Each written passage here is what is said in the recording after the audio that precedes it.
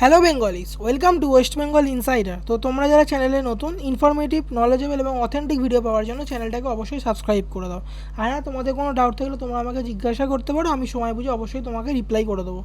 তো এই ভিডিওটা যে বানানোর পারপাসই হচ্ছে যে আমি ইউটিউবে অনেক ভিডিও দেখছি, আর মেনলি আমার ভিডিওতে অনেক কমেন্ট আসছে যে তোমরা অন্যান্য চ্যানেল থেকে এইসব কিছু শিখে এসেছো, এটা শুনে এসেছো যে এটা হবে ওটা হবে। তো প্রথম কথা বলে রাখি, এই যে চ্যানেলটা আমি বানিয়েছিলাম সেটা তুমি দেখতেই পাচ্ছ। এই চ্যানেলটা আমি বানিয়েছিলাম অলমোস্ট 4 উইক হয়েছে, মানে আমি 1 মাস, মানে আমি 1 মাসও ভিডিওটা আমি বানাইনি, চ্যানেলটা বানাইনি। আর এই চ্যানেলটা বানানোর মেন পারপাস ছিল যে আমায় কোনো ইউটিউবার হওয়ার কোনো আমার আশা নেই। আমার সিম্পল, আমি অনেক দিন আগে, 1 সপ্তাহ 1 মাস আগে একটা ভিডিও দেখেছিলাম, যে ভিডিওটাতে এইসব রিলেটেডই একটা ফেক নিউজ একটা বড় চ্যানেল, ইউটিউব চ্যানেল দিচ্ছিল, এবং জাস্ট সেই নিউজটাকে ভুল বলার জন্য আমার ভিডিওটা বানানো। এবং প্রথম একটা দুটো ভিডিওর পরে দেখলাম যখন আমার ভিডিও থেকে ভালো রেসপন্স আসছে, তখনই আমি বাকি বিষয়গুলো নিয়ে ভিডিও বানাতে শুরু করলাম। তো আজকের ভিডিওর বানানোর পারপাসটাই সেম। পারপাসটা এটা হচ্ছে যে সেই সমস্ত ইউটিউব চ্যানেলগুলোর উদ্দেশ্যে যারা ভুলভাল নিউজ স্প্রেড করছে। সকলেই জানে যে কাস্ট সার্টিফিকেট নিয়ে কী প্রবলেম হচ্ছে বা হতে চলেছে। একটা মানুষের মধ্যে একটা দ্বৈত সত্তা কাজ করছে যে কী হবে না হবে।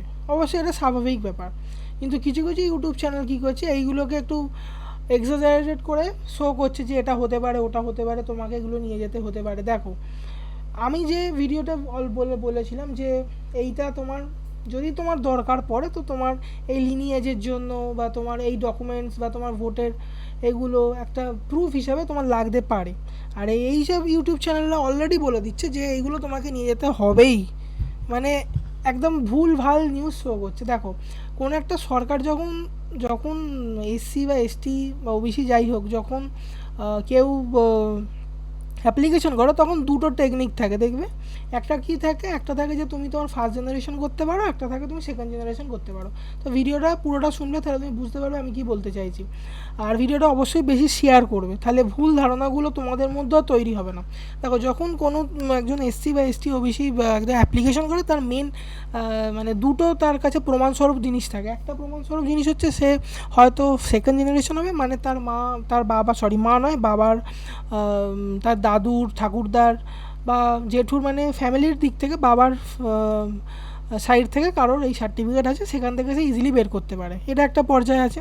আর সেকেন্ড পর্যায়ে মনে করো কারণ নেই, যে নিজে থেকে ফার্স্ট টাইম এসে বের করবে, সেটা যে ফার্স্ট টাইম বের করবে তার জন্য কিছু রেফারেন্সের দরকার পড়ে। এবং এটা সংবিধানের রুলসেই বলা আছে যে কি করে তুমি এই সার্টিফিকেট বের করবে। সেই সংবিধানের রুল, তুমি হয় বাবার সাইড থেকে বের করতে পারো, অথবা তোমার যদি কিছু না থাকে তুমি ওই গোষ্ঠীরই অন্তর্ভুক্ত হও, মানে সাবকাস্টের যদি অন্তর্ভুক্ত, এবং তোমার যদি অনেক তোমার প্রমাণ তোমাকে দিতে রাজি হয়, রেফারি যেটাকে বলছে, তখন তুমি তাদের রেফারি কিছু সাইন সিগনেচার নিয়ে তাদের প্রমাণস্বরূপ তুমি বানাতে পারো। এটা হচ্ছে সিম্পল টেকনিক। এবং যখন কেউ অ্যাপ্লিকেশন করে, তখন এই দুটো যখন পর্যায়ে থাকে, এবং এটা সংবিধানের রুলসের মধ্যেই পড়ে। এবার এখন নাকি সংবিধানের রুলস বদলে গেছে, এবং এখন কী রুলস হয়েছে, যারা ফার্স্ট করছে তাদের নাকি দলিল থাকতেই হবে। আর দলিল, ঠিক আছে, এটা কিন্তু কারা বলছে, এটা কিন্তু ম্যাক্সিমাম বলছে যারা ইউটিউবার, তারা বলছে যে থাকতেই হবে।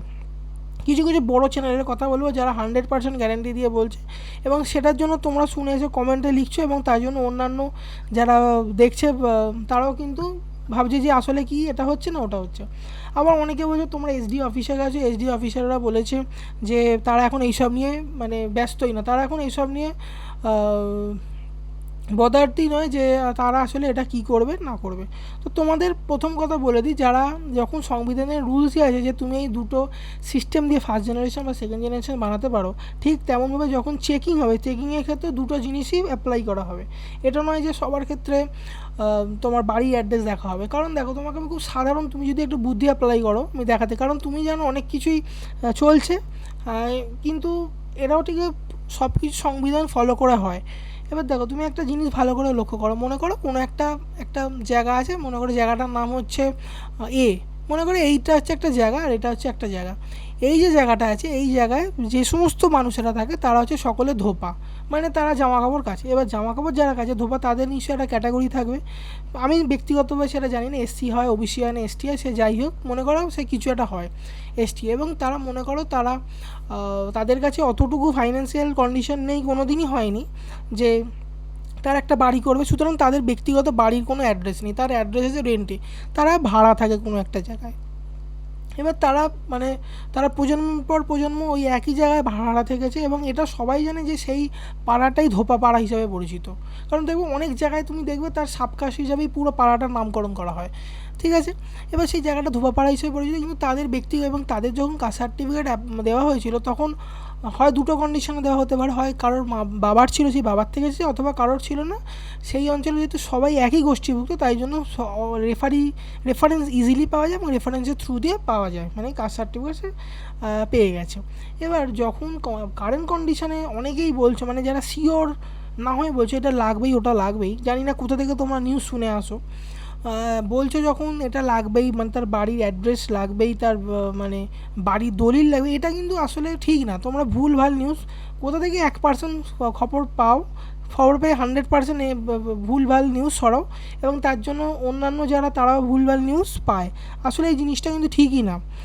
এবং শুধুমাত্র যারা কমেন্ট করছে তাদের কথা আমি বলছি না, তারা তো মনে করো কারোর থেকে জেনেছে, আর ব্যক্তিগতভাবে আমি বলছি সেই সমস্ত ইউটিউবাররা যারা নিজেকেই একজন এইচডি অফিসার মনে করছে, ঠিক আছে, যাদের আমি জানি না তাদের কী কোয়ালিফিকেশান আছে, কিন্তু তারা ম্যাক্সিমাম নিজেকে এসডি অফিসার মনে করছে, ভুলভাল নিউজ শেয়ার করে।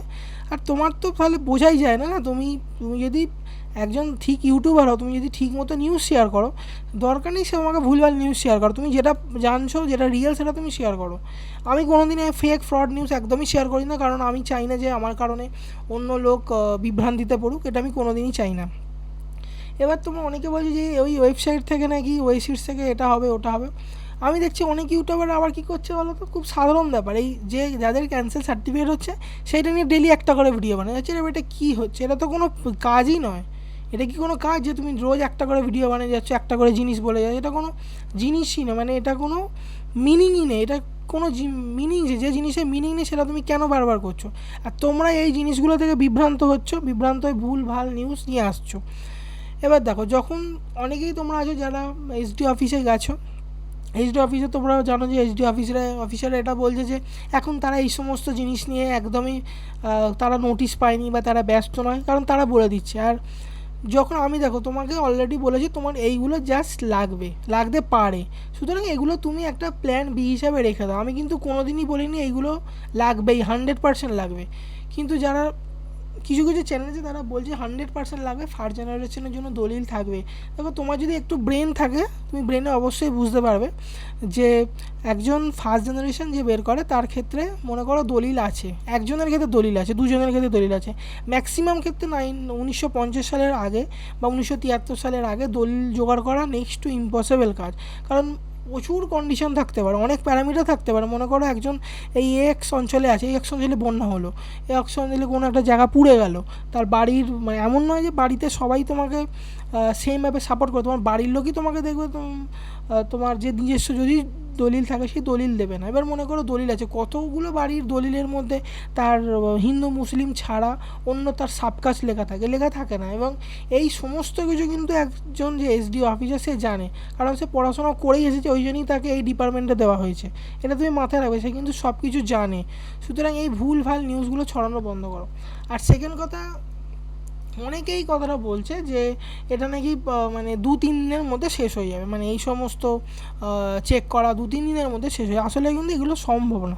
দেখো যতগুলো ওয়েস্ট বেঙ্গল এসডি অফিস আছে এবং যতজন ম্যান পাওয়ার আছে, মনে করো ম্যাক্সিমাম 2000 লোকের ম্যান পাওয়ার আছে, এবার 2000 লোকের ম্যান পাওয়ার যদি থাকে, তাও আমি একটু বেশি পরিমাণে দিলাম, 2000 লোকের যদি ম্যান পাওয়ার থাকে সেটা কিন্তু করা খুবই 1.6 কোটি লোকের ক্ষেত্রে করা কিন্তু অতটা সহজ ব্যাপার না, যতটা মনে হচ্ছে ততটা কিন্তু নয়। এটা কিন্তু 1000 নয়, যদি মনে করো কোনো একটা জায়গায় যদি 1000 লোকের লাইন পড়ে যায় সেটাও কিন্তু প্রচুর বেশি মনে হয়। তো 1.69 কোটি, সে যতই এতগুলো ওয়েস্টবেঙ্গলে এত জায়গায় বিস্তৃত থাকুক না কেন, সেটা কিন্তু অনেক বড়ই হয়, সেটা কিন্তু কম নয়, আর সেটা অনেক সময় সাপেক্ষ। আর সেকেন্ড হচ্ছে যদি বলছে মানুষ, এসডিওরা, মানে তুমি নিউজ পাচ্ছ যে প্রত্যেকের বাড়ি বাড়ি গিয়ে করবে, তো তুমি মনে করো একদিনে কতজনের বাড়ি মানুষ যেতে পারে, একদিনে একজন এসডিও কতজনের বাড়ি যেতে পারে? ম্যাক্সিমাম 2 জনের বাড়ি বা 3 জনের বাড়ি যেতে পারবে, তার বেশি সে যেতে পারবে না। কেন যেতে পারবে না? কারণ তাকে গিয়ে সমস্ত ইনফরমেশান নিতে হবে, সে অফিস থেকে তাদের বাড়ি যাবে, ওখানে গিয়ে সে ইনফরমেশান কালেক্ট করবে, সে আবার রিটার্ন করবে, আবার কি সে 10 জায়গায় যেতে পারবে? সুতরাং এগুলো অসম্ভব ব্যাপার। সুতরাং তোমরা এই সমস্ত যারা ফার্স্ট জেনারেশন আছো বা তোমার যারা সেকেন্ড জেনারেশন আছো, সেকেন্ড জেনারেশনের ক্ষেত্রে নয় তুমি তোমার প্যারেন্টাল সাইড থেকে পেয়ে যাবে, কিন্তু তার সেকেন্ড জেনারেশনের ক্ষেত্রেও তো বা ফার্স্ট জেনারেশনের ক্ষেত্রে ক্ষেত্রেই তো তোমার দলিল যদি চাইবে, সেটা কিন্তু তুমি ভ্যালিড কোনো প্রমাণ দিতেই পারবে না। এই সমস্ত জিনিস কিন্তু একজন সরকারি অফিসার জানে। সুতরাং সেই সমস্ত ইউটিউবের উদ্দেশ্যে আমি বলছি যে যারা এই সমস্ত ফেক ভিডিও বানাচ্ছ এবং 100% শিওর হয়ে বানাচ্ছ, হ্যাঁ তুমি যদি বলো যে হতে পারে তখন আলাদা কন্ডিশন, কিন্তু তুমি যদি 100% শিওর হয়ে বলো যে এগুলো লাগবেই, তো তুমি মানুষকে বিভ্রান্ত করছো। আর যারা তোমরা ইউটিউব যারা দেখছো, ভিউয়ার যারা আছো, যারা কমেন্ট করছো, তারাও কিন্তু ভুলভাল নিউজ শেয়ার করো না। কারণ তুমি ভাবছো তুমি একটা জাস্ট র্যান্ডাম কমেন্ট করে দিলে এটা লাগবে, কিন্তু তোমার জন্য তোমার কমেন্ট কিন্তু যেমন আমাদের ভিডিও এত লোক দেখছে, ঠিক তেমনভাবে তোমার কমেন্টও কিন্তু যারা ভিউয়ার্স তারা সবাই দেখছে, তারা কিন্তু পাজেল হয়ে যাচ্ছে, এবং তারা যখন পাজেল হবে, যখন সব জায়গা থেকে একই ভুল নিউজ পাবে, তারা কিন্তু সেটাকে আসলে সত্যি বলে মনে করবে। তো আমি বলবো তোমরা এই সমস্ত জিনিস একদমই মাথা দিও না, যতক্ষণ না পর্যন্ত কোনো নিউজ বা নোটিফিকেশান আসে ততক্ষণ তোমরা শান্ত থাকো, আর তোমাদের যে কাজ তোমরা করতে থাকো। আর আরেকটা জিনিসও মনে রাখবে যে সব কিছু সময়ের ব্যাপার থাকে, তোমার যদি লাকে থাকবে তোমার অবশ্যই তোমার ভালো হবে। আর এইগুলোর জন্য না একটু ধৈর্য ধরো, অত তোমার ভয় পাওয়ার কোনো ব্যাপার নেই, যেটা হবে দেখা যাবে। তো আজকের ভিডিওটা এতটাই। আমার যে মেন পারপাস ছিল ভিডিওটা বানানো, যে ভুল নিউজ যাতে স্প্রেড না করা হয়, সেটার জন্যই ভিডিওটা বানিয়েছি। ভিডিওটা ভালো লাগলে লাইক, কমেন্ট, শেয়ার আর সাবস্ক্রাইব অবশ্যই করবে। আর কোনো কিছু ডাউট থাকলে তুমি আমাকে জিজ্ঞাসা করতে পারো, আমি সময় বুঝে অবশ্যই রিপ্লাই করে দেবো। তো যারা ভিডিওটা পুরোটা দেখেছো তাদেরকে অসংখ্য ধন্যবাদ।